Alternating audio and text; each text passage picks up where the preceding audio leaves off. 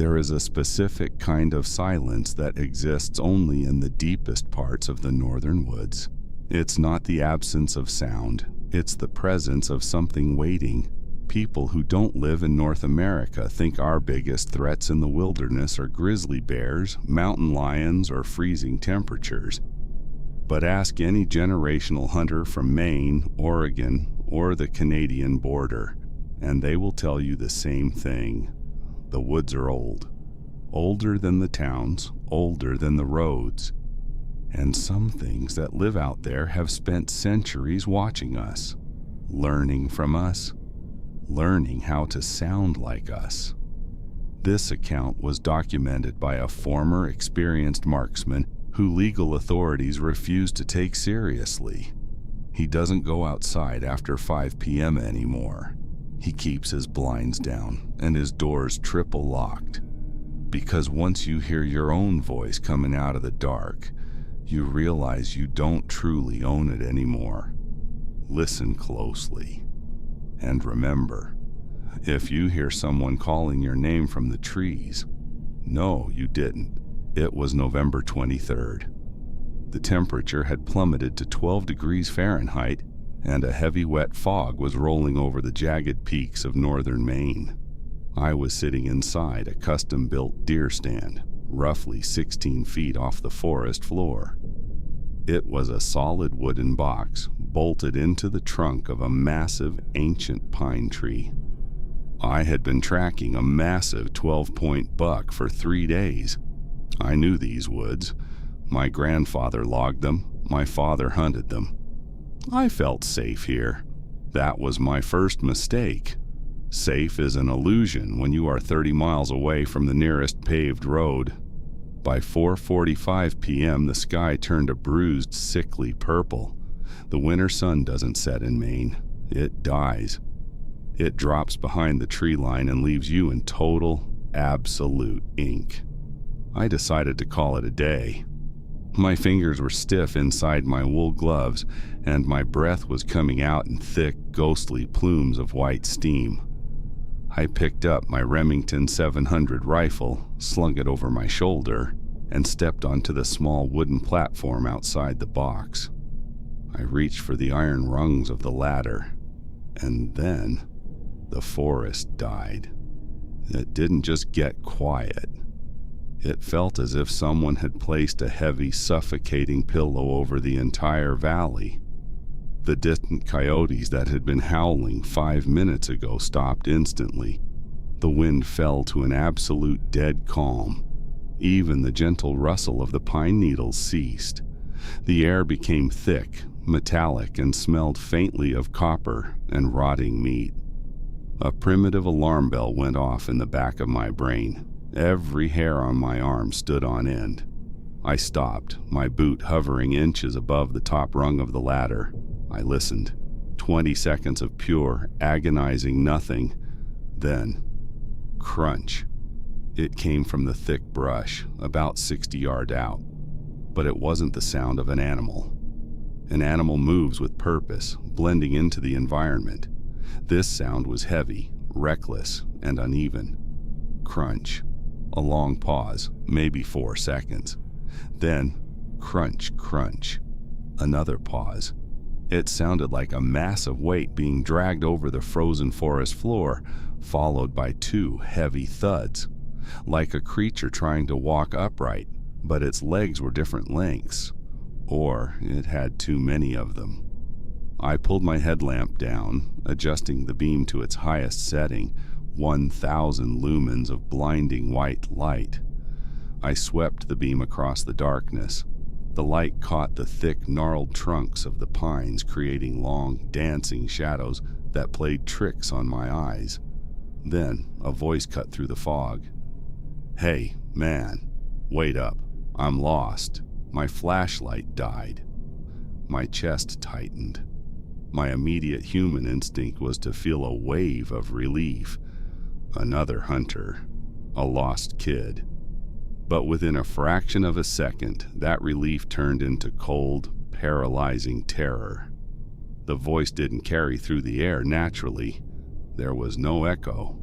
There was no breath behind it.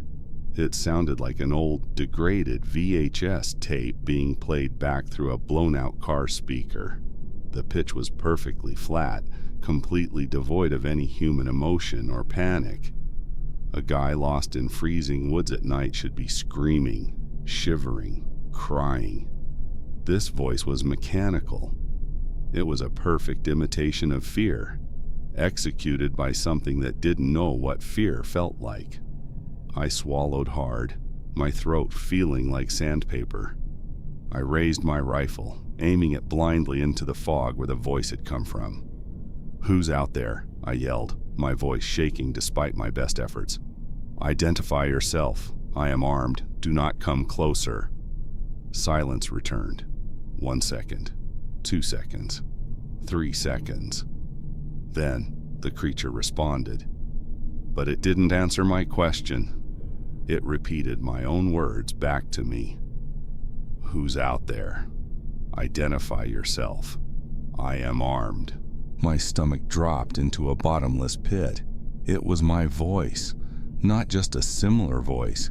It was my exact vocal timbre. It had the same slight rasp from the cold air. It had the exact same stutter on the word identify. It was like listening to a recording of myself, played back instantly. But as it finished my sentence, the audio corrupted. The voice stretched.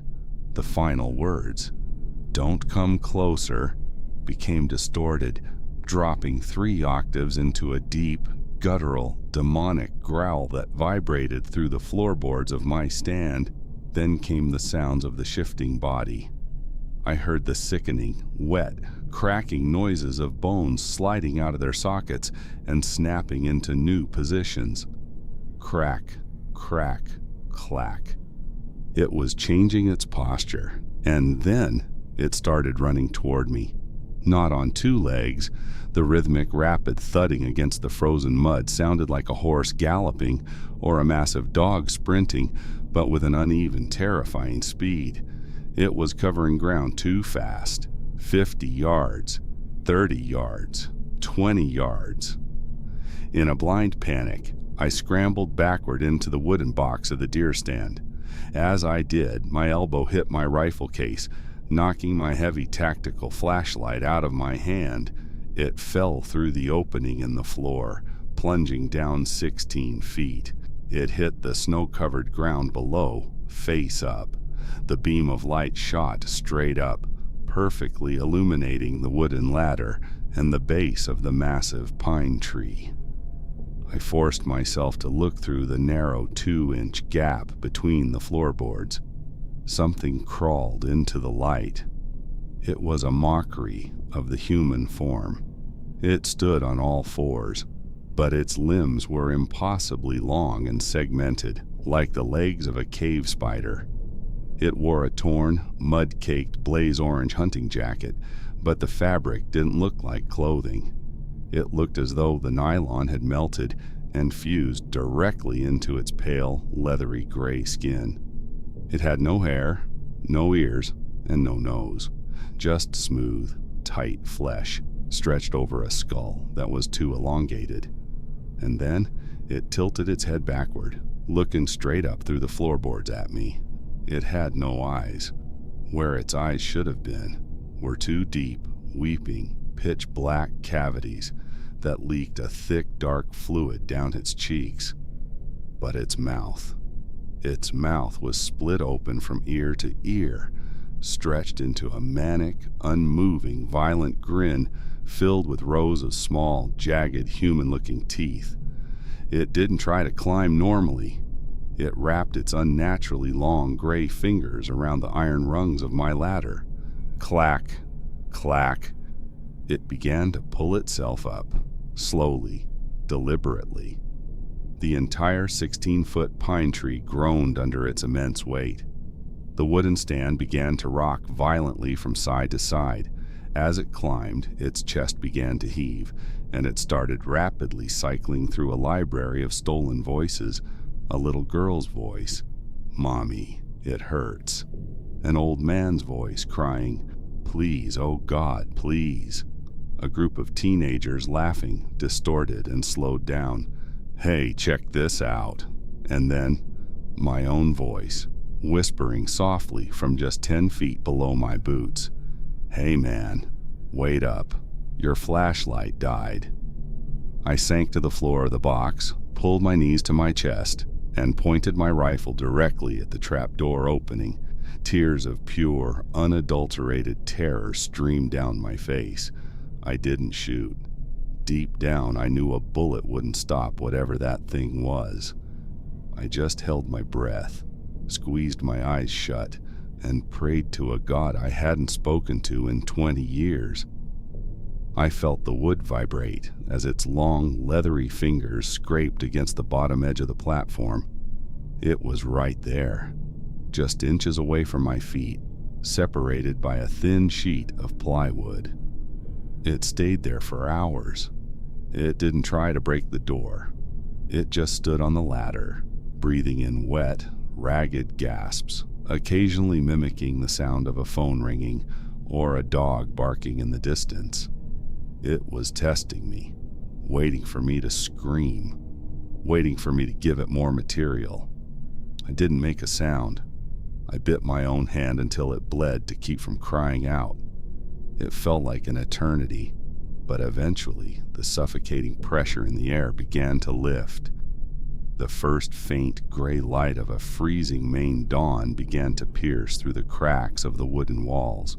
From below, the creature let out a horrible, wet clicking sound, like a grasshopper magnified 1,000 times. I heard it drop from the ladder, landing with a heavy, sickening thud on the frozen mud. Through the window, I watched a blur of gray flesh and orange fabric sprint into the thick pine thicket on all fours, moving with a speed that no living creature should possess. It disappeared into the fog. I waited until 9 a.m. when the sun was high and bright, before I finally found the courage to climb down. I ran to my truck, leaving my expensive gear, my deer stand, and my flashlight behind. I drove straight out of the county. I sold my house a month later. I live in a high-rise apartment in Boston now. There are no trees here, just concrete, asphalt, and neon lights.